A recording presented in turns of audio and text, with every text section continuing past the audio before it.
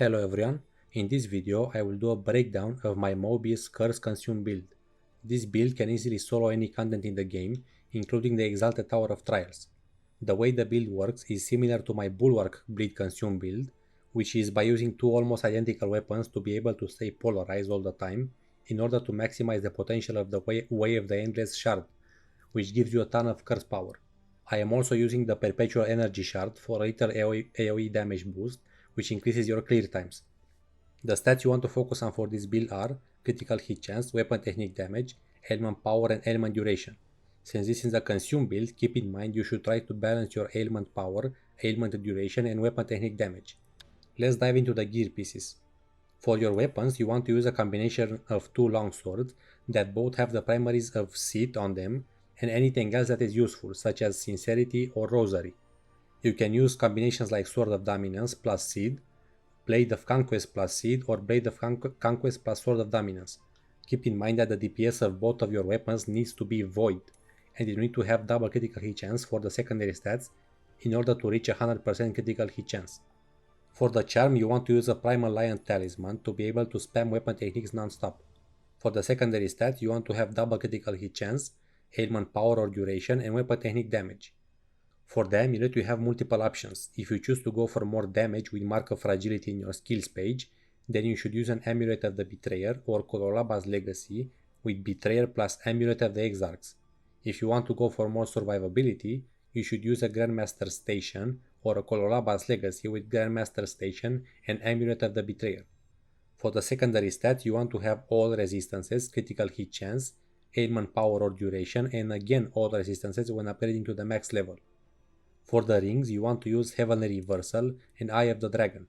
Heavenly Reversal is there to allow you to consume ailments using your timing attacks, and Eye of the Dragon is there to allow you to inflict ailments with your weapon techniques.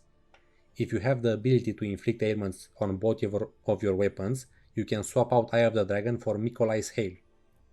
For the secondary stats on your Heavenly Reversal, you should have ailment power, void damage, ailment duration, and weapon technique damage when upgrading to the max level.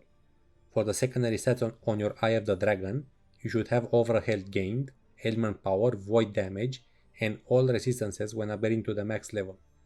For the Life Stone, you want to use a Cosmic Aether Stone in order to gain a lot of Archon Fury charge speed and damage during Archon Fury. For the secondary stats, you want to have ailment power, void damage, weapon technique damage, and ailment power when upgrading to the max level.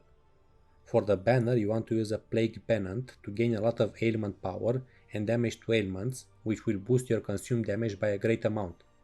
For the secondary stats, you want to have ailment power, void damage, weapon technique damage, and ailment power again when upgrading to the max level. Let's move on to the Augments page. In this slot, you want to use a Force of Nature augment, which will give you weapon technique charge whenever you defeat an enemy. This will help you maintain full weapon technique charge without issues. For the secondary stat, you want to have ailment power or void damage and weapon technique damage. In this slot, you want to use a Twilight Bloom augment, which gives you a lot of weapon technique damage. For the secondary stats, you want to have ailment power, void damage, and weapon technique damage. In this slot, you want to use a Paradise augment, which gives you a lot of weapon technique charge speed whenever you perform a critical hit. For the secondary stats, you want to have ailment power or void damage and weapon technique damage. In this slot, you want to use a Force Barrier augment, which will prevent you from getting interrupted while attacking if you have more than 50% over health. For the secondary stats, you want to have over health gained, ailment power or void damage, and all resistances. In this slot, you want to use a Rift augment, which gives you some damage increase for each type of ailment on the enemy. For the secondary stats, you want to have ailment power or void damage and might in order to boost your void shell augment. In this slot, you want to use an Anathema augment, which increases your curse duration by the amount of void damage you have. This is why in the ideal scenario, you should have very few ailment duration rolls on your items and have void damage instead. For the secondary stats, you want to have ailment power or void damage and might in order to boost your void shell augment.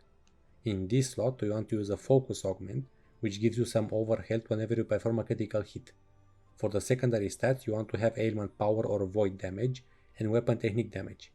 In this slot, you want to use a void shell augment, which gives you a lot of over health whenever you perform a critical hit. For the secondary stats, you want to have over health gained, ailment power, void damage, and all resistances when upgrading to the max level. In this slot, you want to use a Dauntless Augment, which increases your polarity attack charge speed and polarized bonus damage if all your resistances are above 45%. For the secondary stats, you want to have ailment power, void damage, and might in order to boost your void shell augment. Let's move on to the shards. The two shards you want to use for this build are Perpetual Energy and Way of the Endless. Perpetual Energy makes it so whenever you hit a cursed enemy, 60% of the damage is also dealt to other cursed enemies nearby. This is a very good shard for dealing with multiple enemies at a time, which is especially useful in the Exalted Tower of Trials. Way of the Endless gives you a 25% curse power charge whenever you inflict curse while polarized. You can have up to 20 charges at a time, so once you reach maximum charges, you will have a 500% curse power bonus just from this shard. This is extremely powerful in a consume build, and this is the reason we are using two longswords and a Dauntless Augment, so we can activate polarity easily and stay polarized all the time. Keep in mind that if you switch weapons while polarized, you will no longer be polarized. Let's move on to the skills page. Most of these are pretty straightforward, but I will go into detail for the more important ones. Weapon timing level 5 allows you to do a timing attack after your northern and southern weapon techniques. This is a crucial part of the build, as you will be using those timing attacks to consume ailments and stay in invincibility frames constantly. Polarity attacks level 5 allows you to use polarity attacks and become polarized, which synergizes with your Way of the Endless shard. It also gives you some polarity attack charge speed. Critical hit damage level 5 gives you 20% chance to apply the mark of fragility whenever you perform a critical hit. This is important if you are going for the more damage variation of this build, as it increases your damage by a huge amount. Sundering Slam level 5 gives you a 30% damage increase if you hit enemies with it, and a 45% damage increase if you do it inside your banner aura.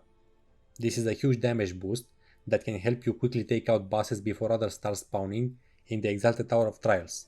You want to use this at the beginning of each floor. Let's move on to the playstyle of the build.